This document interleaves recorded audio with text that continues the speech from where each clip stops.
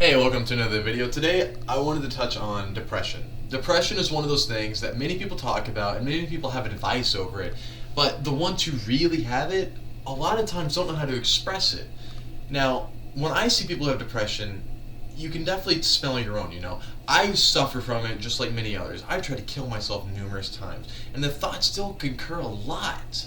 Like, it's an occurrence on a weekly basis, but it's become a natural state of mind, which isn't healthy, but it's an acceptance of realizing it's just how I think for the moment until I get better. But either way, a lot of people can't articulate it, and depression, for many that don't know, is something that when it's in full effect, you'll wake up on some days and you can't get out of bed. You just can't. You just sit there loathing in your little misery that you're creating. It's not even real. And when I try to explain depression to people, especially my parents, not because they're not understanding, they try. But if you don't have it, just like anything else, you're not going to understand it. And for me, it comes off like a one-act play, just all up here. And it's like I'm on a stage, and there's a faceless crowd in front of me of shadows that I don't know them, but they somehow know me better than I've ever known myself. And they're throwing just straight up acid at me that hits me with insults so deep to the core of who I am that you'll end up making yourself cry. But it's the kind of crying you did in 4th grade when people would push you around on the playground and you felt alone, like you had no one to talk to and no friends. That's what it comes down to. So when I see a lot of people who do speak about depression, it's about someone they know, not about something they went through themselves. And that's not the same as someone speaking about it who actually deals with it, because it's coming from a personal place. And I'm going to tell you, you can get past it, and you can get better. And to get better, I don't mean fully cured, alright? It doesn't really ever go away. Antidepressants are just a mask to help you get rid of it. I've taken them before. I'm on a lot of natural supplements, and truthfully, man, I have a lot of my own vices to get through it. But the voices are still there. The voice saying you should kill yourself, you're not good enough, you're a piece of shit, you're never going to go anywhere. But you can't listen to it. And anybody who has depression and sees this video, take that in heed, man. If you let it win, then you've lost. In which case, what are you going to do with yourself? You're going to sit there all day on a couch? You're going to sit there all day crying to yourself, wondering what could have been? You're just going to take it and lie down? What's the point of living? Why do you care to live? Why wouldn't you just pull the trigger? You shouldn't. But if you're not going to do anything, you're just going to wither away day by day until there's nothing left but a fucking corpse that has a heartbeat. Why do you care to live? Do something about it. Find your niche. Find out who you are. That's what you're aiming for, is who am I? Can I use the depression as a tool? Has it helped me see the biggest flaws in myself, exaggerated compared to what everybody else sees, but they are the flaws that are there. And if you can see them, you can work with them and become something that you never thought possible. I thought I was an introvert. I'm an extrovert. I thought that I was a reclusive geek. No, I love being around people. I'm a geek. I build PCs. I love virtual reality. I play games all fucking day. I read comics. And trust me, I work out just so I can feel good about talking about those comics, alright? It makes you less nerdy about it. But that's another thing I did. Is with the extrovert side, I got back into skateboarding. I started working out way more again. Got into nutrition. And because of that, it helped me appreciate the games more. And I started doing open mics. And now I'm doing these videos. And it's just stuff to keep your mind off of those demons. But it's also fun for me. Because it's a part of me that I get to explore now.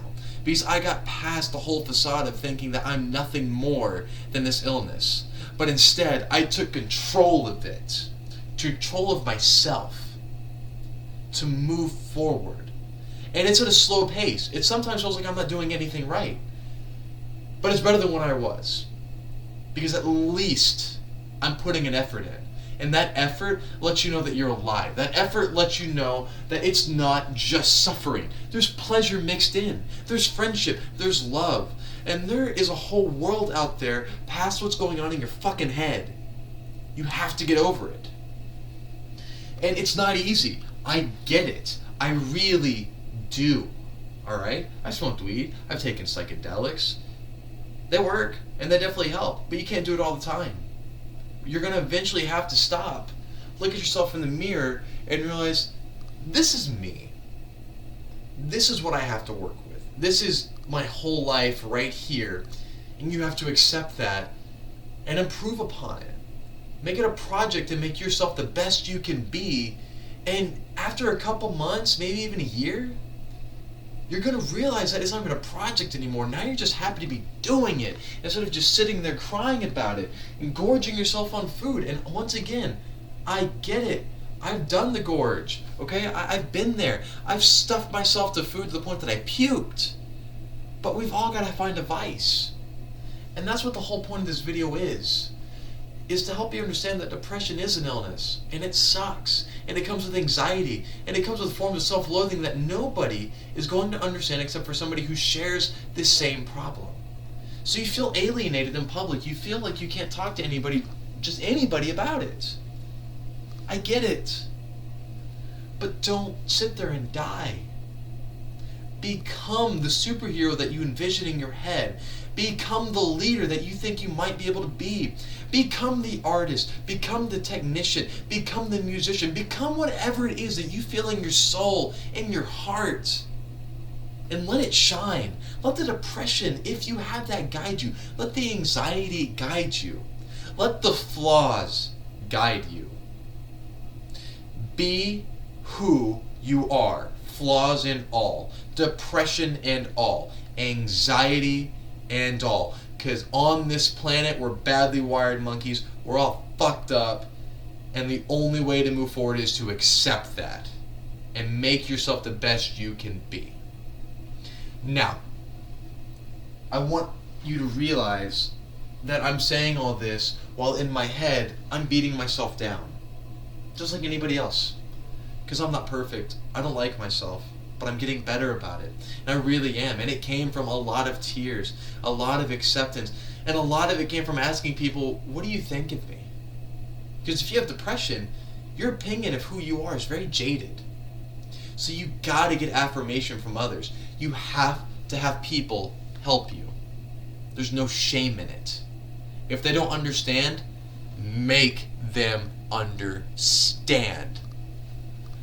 Explain it. Tell them that, yeah, there's nothing you can really do, but the fact that you're here and you're listening and you're accepting me with arms wide open is more than I thought I needed. Just knowing that someone cares and they're accepting me for this issue. And instead of trying to give me major guidance, they're just giving me little slivers of hope and affection. And a lot of times that's all you need just to move through it. And so find who you are.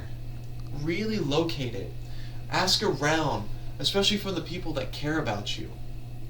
And I promise they're going to give you an answer that you've deeply craved for a long time. And it'll probably be an answer that'll make you cry because you don't want to hear it. But you need to hear it. You need to hear what's wrong with you. You need to hear how people perceive you so you can understand what you're giving them. Because in your head, it's much different because you're clouded with the emotions of what's going through your mind over what you're actually presenting to everybody. You could have a whirlwind of tears, depression, and self-hatred in your head that you're not expressing to the world.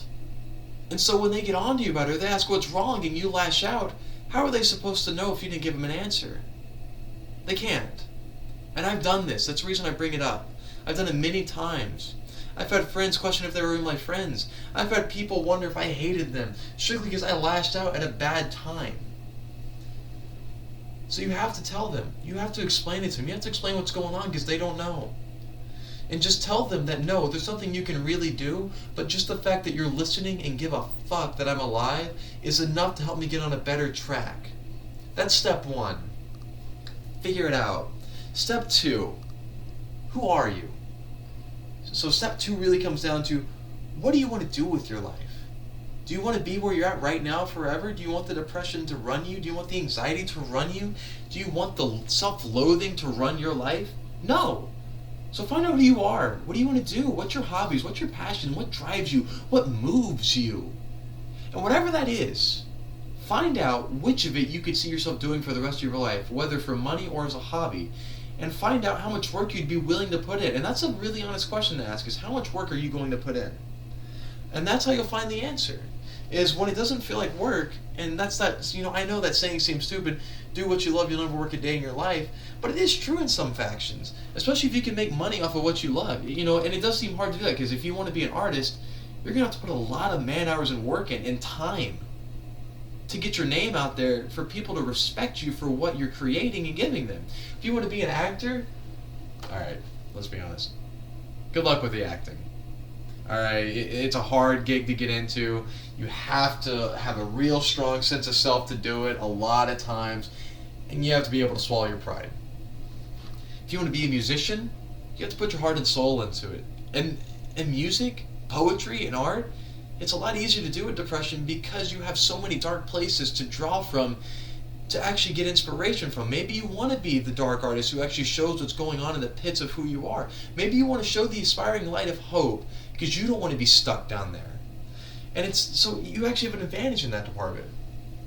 Maybe you don't want to even do art. Maybe you want to just be a mechanic. Okay? Maybe you want to be a designer. Maybe you want to be an engineer. Whatever it is, find it. Utilize that depression. Realize that you've rose above something that you thought was going to end your life. And you're going to make something of it. It's now a tool. It's not holding you back. It's not a barricade. It's a tool. Okay? That's what you have to look at it as. So yeah, seriously.